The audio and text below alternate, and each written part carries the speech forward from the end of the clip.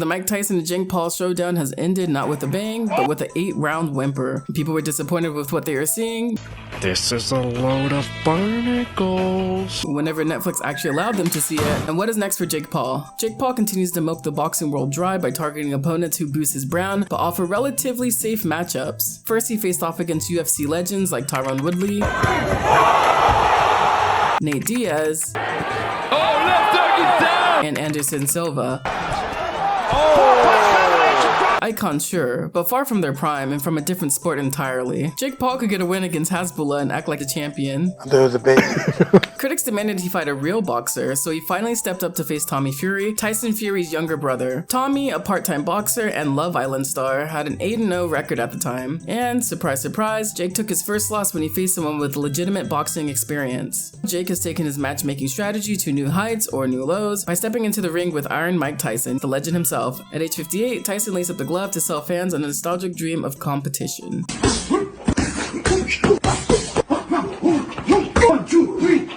Let's be honest, outside of golf and a bingo tournament, 58 is ancient in any sport. Expectations were sky high, with many hoping Tyson would channel his prime and bulldoze through Jake like in the old days.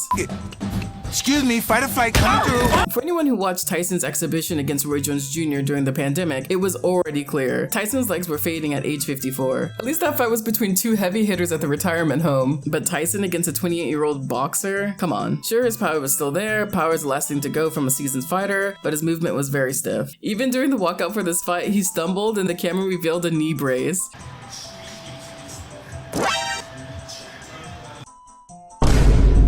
Oh my God! At that moment, the outcome felt like a foregone conclusion. As expected, the fight was underwhelming. Tyson showed glimpses of his former self in the first round. He also showed glimpses of his rear end in the locker room, and let me tell you, Tyson is thick.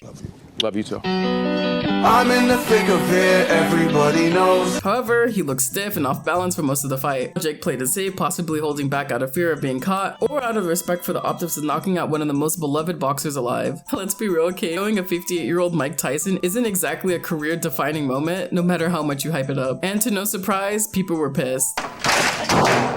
Comments range from Tyson got the money, Jake got the win, Netflix got the views, and you got a life lesson, to the real winners are the ones who didn't watch. Some joke the fight felt like a waste of time, even in the highlight form. Even the rapper Boosie stated that he's willing to get into the ring with Gervonta Tate Davis in order to secure that bag.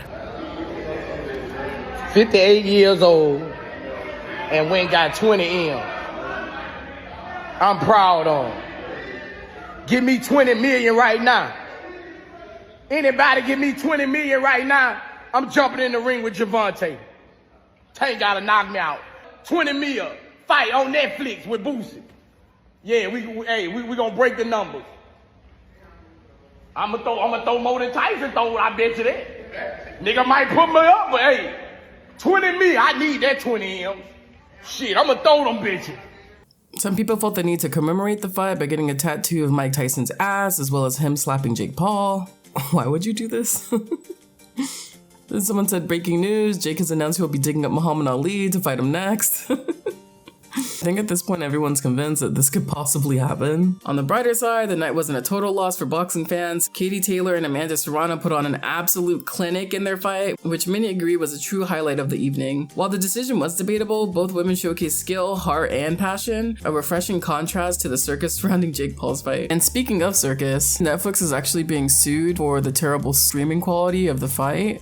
In breaking news, streaming giant Netflix is being issued a class action in relation to the Mike Tyson and Jake Paul fight. TMZ reports the lawsuit is over streaming issues and a breach of contract. Thousands of viewers claim they had trouble watching the fight. Netflix is yet to comment. This isn't the only controversy that's taking place. Many suspect that the fight was actually rigged, and here's why.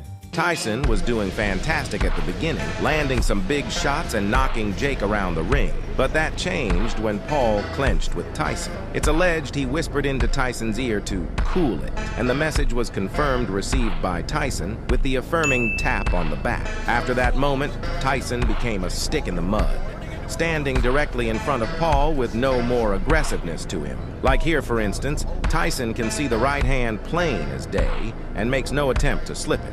My next reason is Tyson was definitely pulling his punches. Tyson looked as if he was struggling to hold back and not throw punches at Paul. Here's a perfect example. Tyson deflects the shot off his shoulder, comes up in perfect position to land a counter right hand, but does nothing. Very uncharacteristic. And my final reason is Tyson biting his glove. The reason he was doing this was to remind himself not to throw punches and let Jake control the... So as you get older, your reaction time gets worse. Mike Tyson is clearly showing signs that his reaction time is slowed down, therefore he isn't able to pull the trigger. So I think that kind of debunks that. Mike Tyson and Jake Paul pulling punches, I can definitely see that. In regards to Mike Tyson eating his glove, he stated in previous interviews that he does that because he gets frustrated. Mike Tyson already doesn't care about his legacy, so another loss doesn't really matter to him. What type of legacy would you like to leave behind when it's all said and done? Well, I don't know. I don't believe in the word legacy. I just think that's another word for ego. It means absolutely nothing to me. I'm just passing through. I'm going to die, and it's going to be over.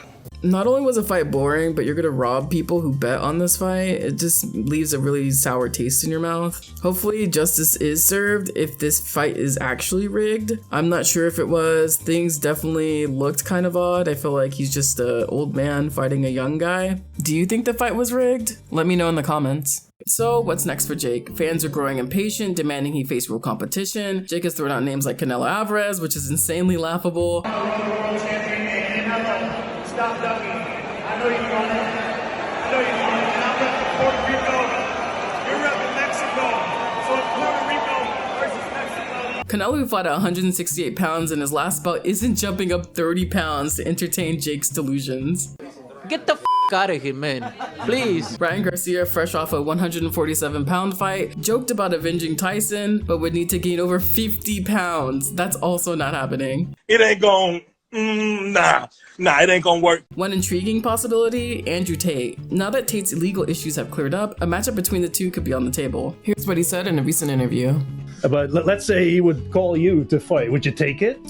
Yeah, I mean, Jake and I actually talk. He's an all right guy. There was a time we were talking about fighting each other, and I think if this arrest didn't happen, it probably would have come to fruition. We'll see what happens in the future. We'll see. Perhaps. It's possible. There's nothing's no. Nothing's yes. We'll see. I'll escape this Matrix attack, and perhaps if he needs to be taught a lesson, I'll be the guy to teach him a lesson. Imagine, like a main event, like Hasbullah on one side, you and Jake on the other. It's a tag team match. Tag team, me and Hasbullah against Logan and Jake. Yeah, that's going to be amazing. Yeah, that's about fair.